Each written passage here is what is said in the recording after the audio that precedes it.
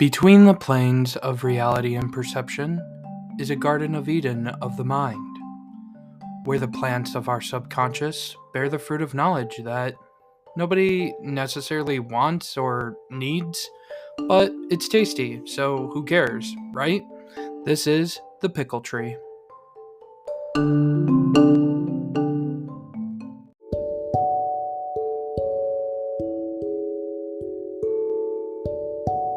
It truly seems like every time I try to improve myself, to motivate myself, to really stick to a schedule, something extremely bad happens in my life that gets me so depressed, so anxious, so stressed that I just instantly burn out, want to shut out the world, and just want to stop doing everything. And I've had a lot of hard times. I've had girlfriends cheat on me. I've lost my family and friends, either to death or to just having a fallout or a fight or an argument. I've had so many things happen in my life, but this most recent stuff has hit me so hard, and it just was one thing after another, that it just sent me into a downward spiral. It really, I did not know what to do. And it all started with a horrible situation that rendered my bathroom completely unusable. Something happened with the plumbing that whenever we would flush the toilet, all the waste and everything would back up into the shower and would come out of the shower head and the shower drain, and the toilet wasn't flushing all the way, and it was just all around awful. So we were desperate, and we didn't have nearly enough money to call a plumber to come out and fix it. And there was just no living in that situation. We had nothing to do, nowhere to go. So I finally got in touch with my mother after 3 whole years of not talking to her, not really wanting anything to do with her or anything. We got that desperate that we called my mother, and she immediately just jumped right on it. She was ready to help, ready to let me go to our apartment and take a shower and spend the night until we had a working bathroom, so that I had a functioning bathroom to be able to use. So it was really nice, and I finally got to reconnect with my younger siblings who, my brother just turned 7, and my sister is about to be 10 on May 9th, just a few days after my birthday, which is May 6th. Yeah, and it was great, but the situation was pretty shitty. Ha ha ha. This is the part where you insert the laugh track, Editor Tovar. Yeah, no, I'm not gonna do that. No laugh track. You guys laugh on your own. You guys can do it. I hear ya. I hear you already in the future. So, yeah, that was, it was just awful. And, now my mom is staying with us because she needs to work on her apartment, clean it out and everything like that. And, it just wasn't the best situation. So now she's kind of staying over here and then going and working on her apartment whenever she can, while she stays here with the kids, and I've been loving it. The extra help with my grandmother and making sure she's taken care of, helping me doing things around the house, and just overall being a big brother to my younger siblings and helping them get through life and everything. It's been honestly a great experience. Stressful, but great overall. But then right after we finally got the bathroom fixed, thanks to funding from my mom's church and my aunt and everything, the hardest thing that I was not ready at all to go through, I knew it would eventually happen. I wasn't sitting there thinking that it would never happen, but I didn't expect it to happen so soon, and I definitely did not need it to happen at that time. But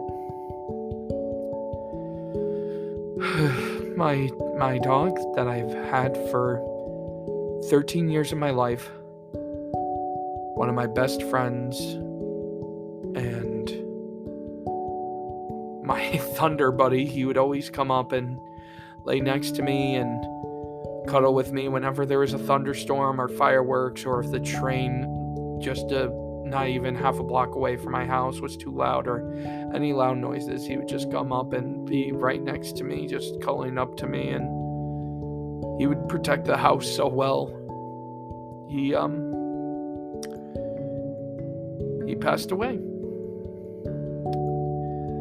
and I would love to think that it was natural causes, that it wasn't any sort of neglect or stress in his life, that it was just he was too old. He was 13 years old, but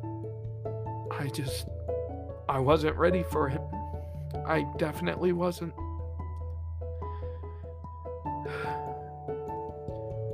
And I had promised that I was going to come back to streaming and everything, because I took a hiatus because I couldn't really stay at home because of the whole bathroom situation. So I took a hiatus, and I was like, okay guys, well, the household situation is taken care of. I'm going to get back to my normal schedule of making videos and everything.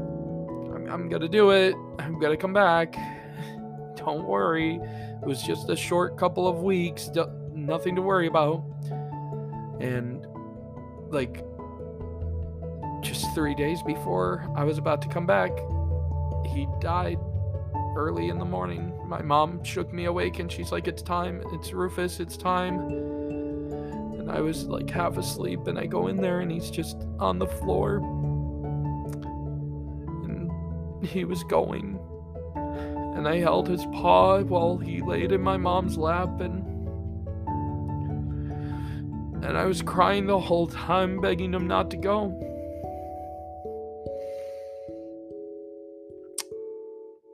But we took him to the pet cemetery immediately after. He was gone.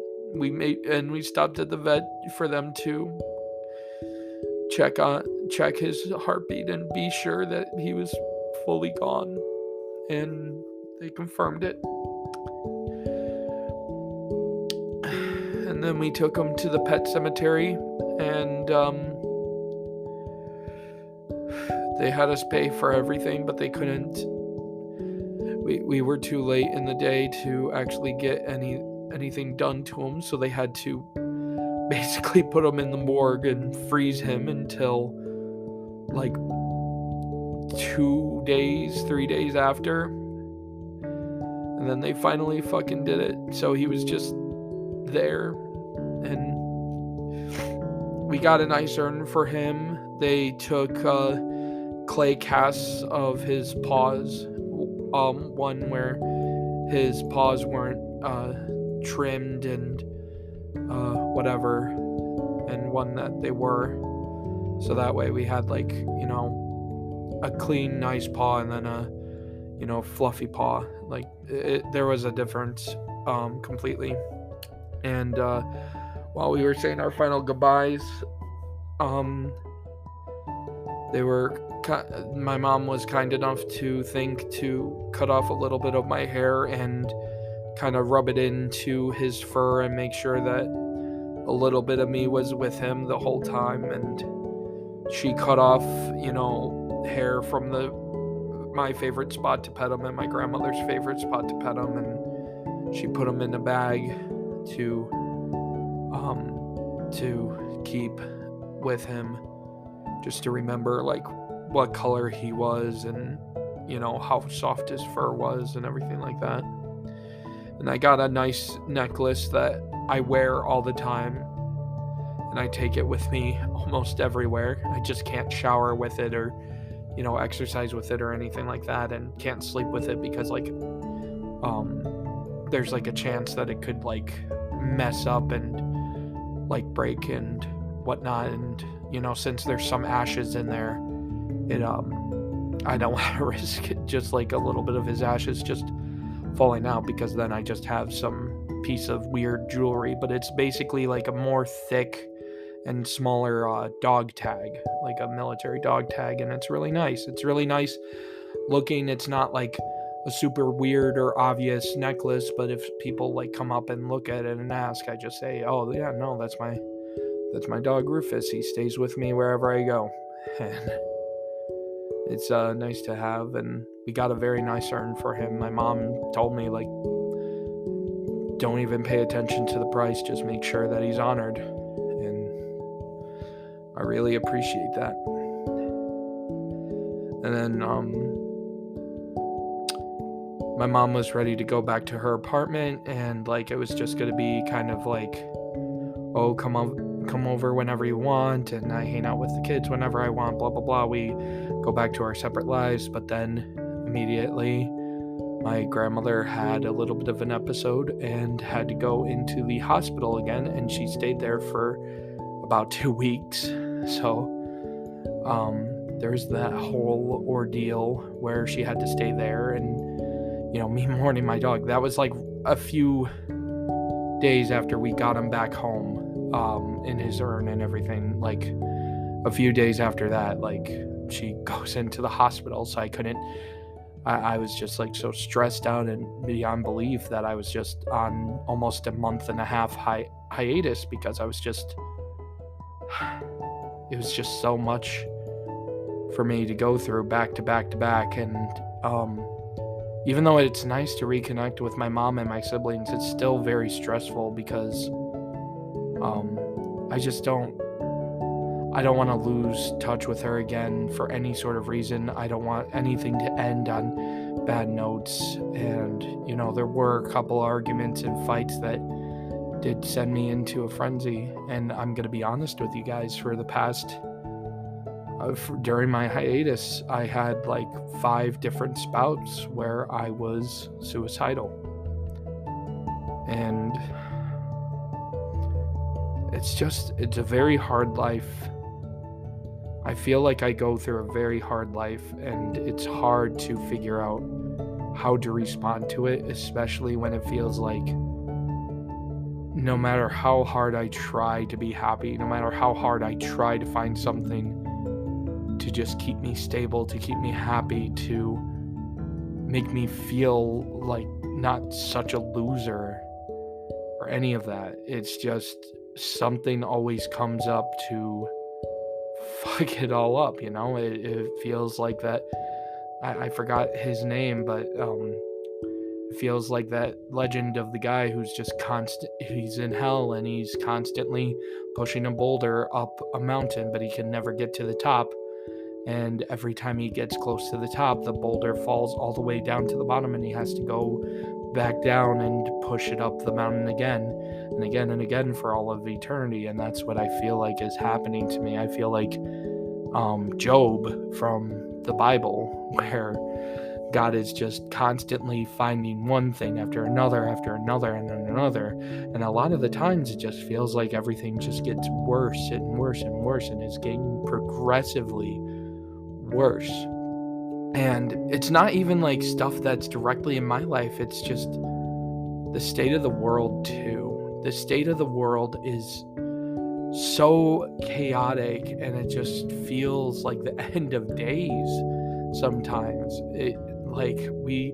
We had COVID, and we still have COVID. We still have variants of COVID going around, but everyone's just like, oh, well, mask mandate is over. And I guarantee you before the end of 2022, we're going to have yet another variant and another mandate for masks and another mandate for as many people to try to stay at home. And it's just going to keep repeating itself over and over and over again. And another line of boosters and vaccines that they're going to beg everyone to do, but not everyone's going to do it because everybody has some sort of reason not to trust it.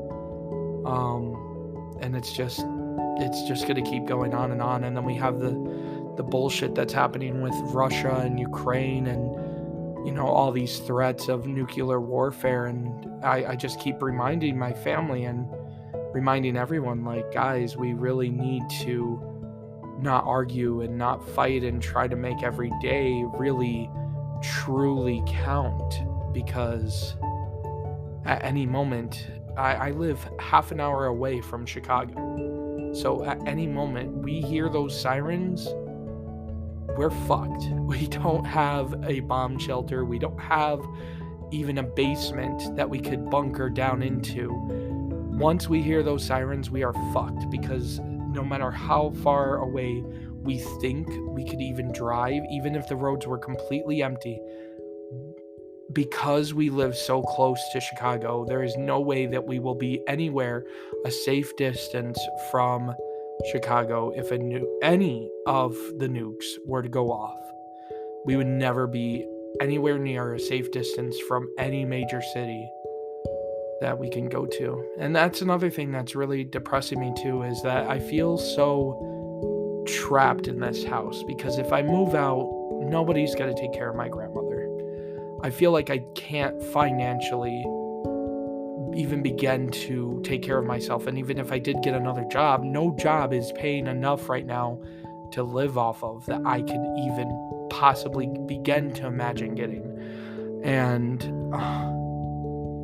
it's just like, and we can't move at all, because my grandmother decided to buy our home instead of renting our home, and she only has a few payments until she owns the home. But our home is so small, so unique, and just so filled with stuff, because we have more people and stuff than there should be in here, that it's almost near impossible to sell this house for what it's worth. And I keep telling her, like, there's no way this house will ever sell with us in it. This house has been cleaned and like made completely 100% pristine, and we have tried to sell it so many times in the past, and it never sold. And there's other factors to put into it too. Shitty neighbors, and not really the best neighborhood either. And there's just not really a lot of appeal beyond just the house itself. Like, it's really hard to sell this house, so I just feel so trapped and scared to even begin to think of moving out myself and going out on my own, because I don't know who would take care of my grandmother, who would be doing the right job, and how she would feel if I were to leave and everything, because it's just a whole different thing. And I do enjoy recording podcasts, and I do still think that they are very therapeutic to just get this all out. But during that time, I just did not want to do anything. But on a positive note, I am back. I'm finally back to trying to stream every day. There's just been a lot of reasons to cancel due to mental and physical health and everything like that. And I do plan on going back to YouTube as well very soon.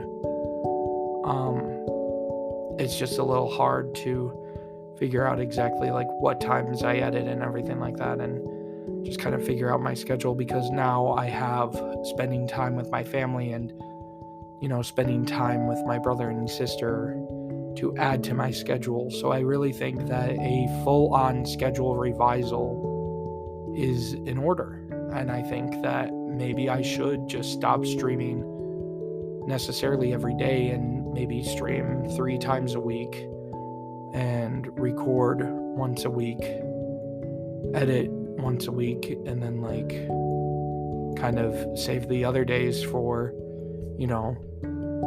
self-care and spending time with my family.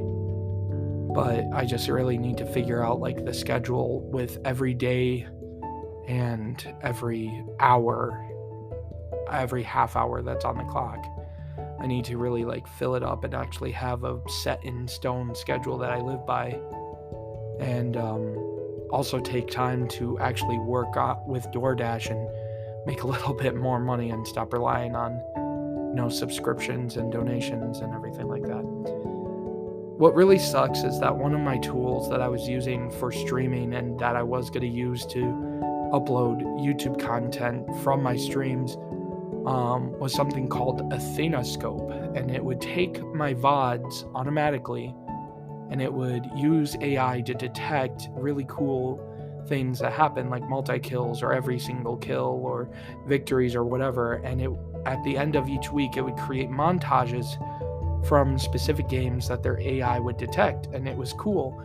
And it was amazing. They were expanding their roster of games like a lot and very frequently. And out of nowhere, they just were gone, and they were like, hey, you better download all your stuff now. I downloaded all I could. I had no idea that they automatically deleted like highlight reels and clips after a certain amount of time, so I didn't get everything that I've ever done, but I did get every automatic montage that they made from those clips, and I got like the past like 3 or 4 streams that they had of clips and highlight reels. So I mean, I got some of it, just not all of it. But yeah, I just figured that I'd update you guys on where I've been, and why I keep promising that I'm gonna come back. I gotta be honest with you. I feel like there's a lot of testing from beyond on me. There's a lot of things that just keep giving me roadblocks, and I either am hurdling over them or taking time to carefully climb over them.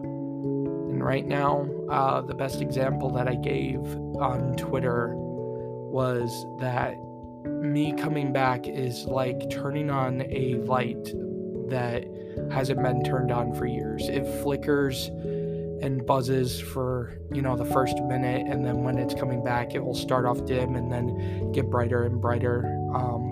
But I mean, if you grew up in this age, you don't really know how those lights were like. But if you grew up in my time and, went into as many abandoned places as I have and everything like that, and, a lot of lights used to be like that.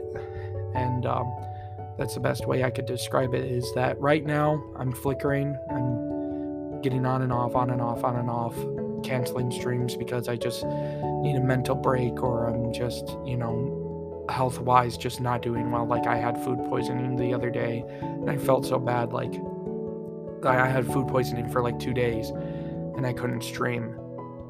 And I felt so awful for not streaming. But like that's just me flickering on and off. And eventually, I'll be fully on. I'll be, doing everything more consistently. But I think the best thing I can do is just maybe work with my grandmother and work with my mother, and really try to figure out how we can come up with a better schedule for me that really divides up everything that I want to do with my life into a set weekly schedule. And though it will probably mean that I stream a lot less days, maybe I can make more whole days dedicated to streaming, where I start earlier and end later to make up for the days that I'm missing. And obviously, still do, 24 or 48 hour streams for big releases, or even my birthday or something. But from a normal day-to-day basis, week-to-week basis, I really think that having whole entire days dedicated to a set schedule instead of just live stream every day and then when I can do the other stuff, I think it's very unhealthy, and I feel like it's burning me out. And so many people have told me this, and I just ignored them. But I'm really, the lower that view count is while I'm streaming, the more I'm telling myself, during this time you could really be working on something else and doing something else to help improve your other platforms, because obviously today is just not a good day for this platform, and you honestly don't need to stream every day if this is how it's going to be. And I think streaming less is going to bring in more viewers, because maybe that will make my streams more special, because right now it's he streams every day, I'll just catch him in his next stream, no biggie. But maybe there will be a rule there, make exceptions for certain game releases or whatever. So if Play Leap were to release on a day that I would normally be editing a video, I'll just put out a tweet hey, instead of editing my video today, I'm gonna stream the release of Leap. That'd be really cool. And I'd be totally okay with that, because at the end of the day, me revising my schedule isn't really for anybody else but myself. So if I want to change it or alter it one day, I feel like nobody should really care, as long as I make up for it. So if I don't edit that day, then I'm going to edit a different day or at a different time, or people just have to wait for content. But as long as it's eventually going to come out, then what's the problem, I don't know. But yeah, ultimately, I just wanted to let you guys know where I've been, and why yet again another promise from Tovar to try to be more consistent on all of his stuff is just completely how he completely just botched it, how he completely fucked it up. And I don't know, maybe I'm being too hard on myself.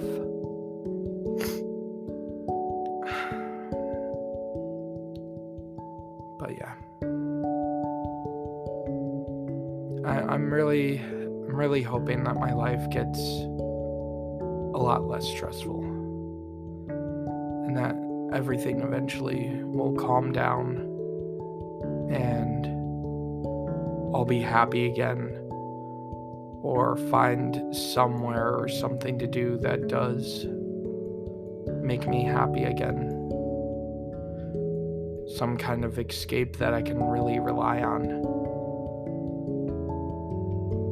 that truly makes me happy. Because right now, the biggest part of depression that's really affecting me, that affects a lot of people, the biggest thing about depression is that everything starts to feel so boring and bland and just does not bring you the same joy as it used to. And that's how I feel. Video games and content creation and drawing and making music, it just does not bring me the same joy as it used to. And I either need to get over that or do something else. But I did take up 3D printing, and maybe we'll talk about that in a future episode. But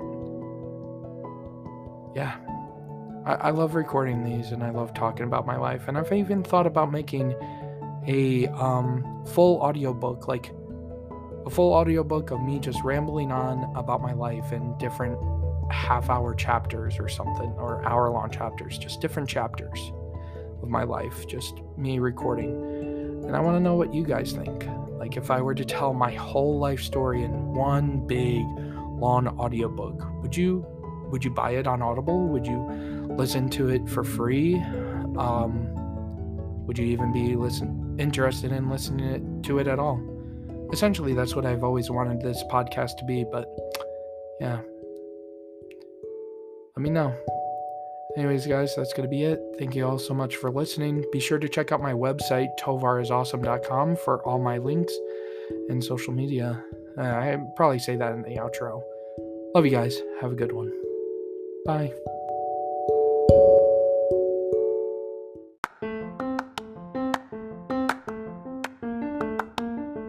Hey, thank you for listening to me talk for about 30 minutes straight. If you want to hear me talk more, then check out other episodes of The Pickle Tree on your favorite podcast provider. If you want to send me a voice message that could be featured on a future episode and ask me anything, or just show your love for the podcast, go to anchor.fm/thepickletree/message. That is anchor.fm/thepickletree/message. If you want to support me or find my other social media, everything about me can be found on my website, tovarisawesome.com. Thank you again. Goodbye for now.